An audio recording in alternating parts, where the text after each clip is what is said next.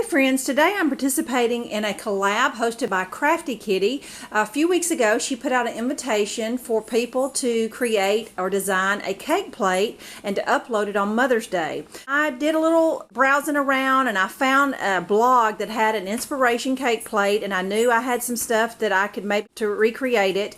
And I'll put the link below. I don't remember the name of it, but I'll find it. And I'll also put a link of Crafty Kitty below so that you can see some of the other participants. I did have this old wood candlestick, and it's just a good, nice size. I've used it many times. I know I got it at a thrift store. Had it for a long time. And I also had this embroidery hoop. This is a plastic embroidery hoop, but it will work. So those are the two main elements of the cake plate. Now I wanted it to be a patriotic theme because I'm going to need something here at the end of the month for Memorial Day. So I'm going to paint my candlestick a metallic blue. This is just some from my stash. The fabric I picked up, this was just 6 nice pieces for $2.99 at Tuesday morning. Well, when I get it out this morning, I realize I've bought the wrong thing. It's his fusible fabric bundle, and what it is it already has the fusible stuff on the back, so it's not going to work for what I need it to do. So I'm going to have to go buy a few bandanas to finish this project, which is no big deal, and I will definitely use this patriotic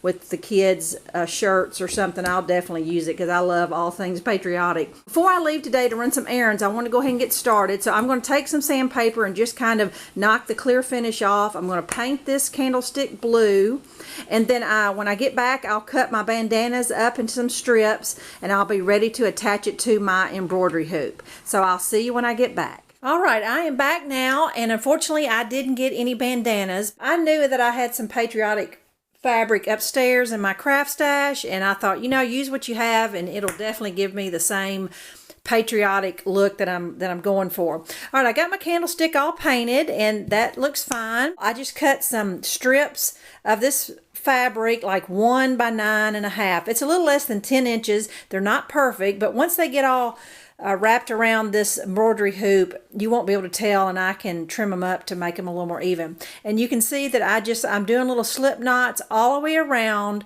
the outside ring of the embroidery hoop. I got all my fringe on my outer loop, and it'll all get all straightened out and look pretty once I get it set on the stand. I used approximately between a half and a full yard of material, just cutting it into the strips. And I don't believe I told you that this is a 10-inch embroidery hoop, just so you know that. So I'm going to put this little cotton material inside the embroidery hoop just like you normally would, and then I'll show you how I sit it on the candlestick. Okay, plan B, but I want to show you what I'm doing. It may be just the type of embroidery hoop that I have. After, you know, all this fabric is on and I'm putting this center piece of fabric in there, the screw will not meet. It's just too much bulk in there. So what I decided to do is I'm going to take this screw completely out, and I'm just going to wire the outer hoop together.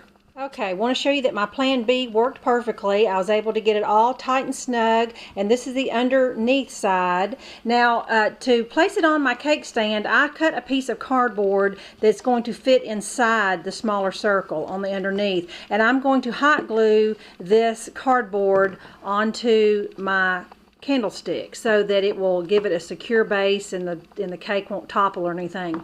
Come back to you. I'm going to have my ruffled top turned over, sitting on top and with a cake. Hey friends, this is my finished cake plate.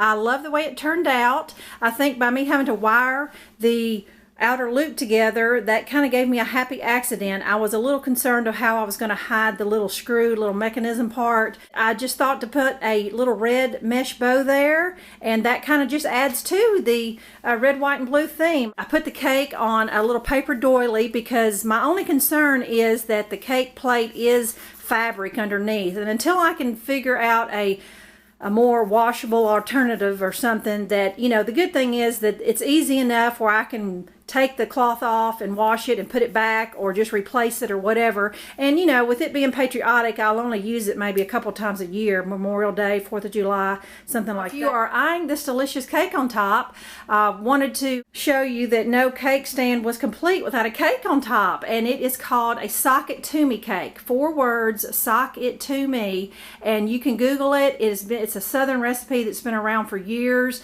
I don't even know where it originated from, but if you love love pecans and cinnamon and brown sugar. That's what's tunneled through this bundt cake. So be sure and check it out, and you can drizzle just cake icing on top, or just make your own glaze like I did and drizzle on top, and it is a delicious coffee cake or dessert. Be sure and check out the other participants.